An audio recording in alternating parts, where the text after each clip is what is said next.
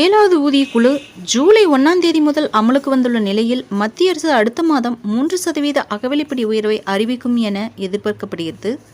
செப்டம்பரில் இந்த 3% உயர்வால் மொத்த அகவிலைப்படி 53% எட்டும். இருப்பினும் கொரோனா காலத்தின் போது நிறுத்தப்பட்ட டிஏ மற்றும் டிஆர் 18 மாத நிலுவைத் தொகையை மத்திய அரசு வெளியிட வாய்ப்பில்லை எனவும் சொல்லப்படுகிறது. டிஏ 50%க்கு மேல் உயர்ந்தாலும் அடிப்படை ஊதியத்துடன் இணைக்கப்படாது. 8வது ஊதியக்குழு அமைக்கப்படும் வரை அது அப்படியே தொடரும். இதற்கு பதிலாக டிஏ 50%ஐ கடந்தால் ஹச்ஆர்ஏ உள்ளிட்ட கொடுப்பனவுகளும் அதிகரிக்கும் என தெரிகிறது. இது ஏற்கனவே உயர்த்தப்பட்டதாக கூறப்படுகிறது.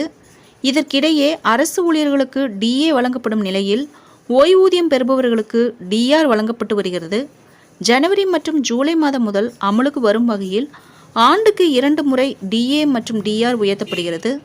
முந்தைய மார்ச் 2024இல் மத்திய அரசு அகவிலைப்படியை அடிப்படை ஊதியத்தில் 4% முதல் 50% வரை உயர்த்தியது. அதேபோல் அகவிலை நிவாரணத்தையும் 4% அதிகரித்துள்ளது.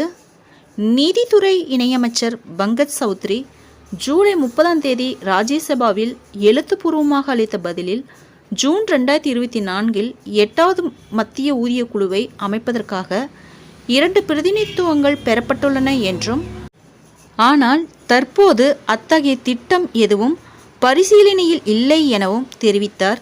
இதற்கிடையே மத்திய அரசு ஊழியர்களுக்கான குறைந்தபட்ச சம்பளம் 34,560 ரூபாயாகவும் குறைந்தபட்ச ஓய்வூதியம் 17,280 ரூபாயாகவும் நிர்ணயிக்கப்படும் என்றும் எதிர்பார்க்கப்படுகிறது.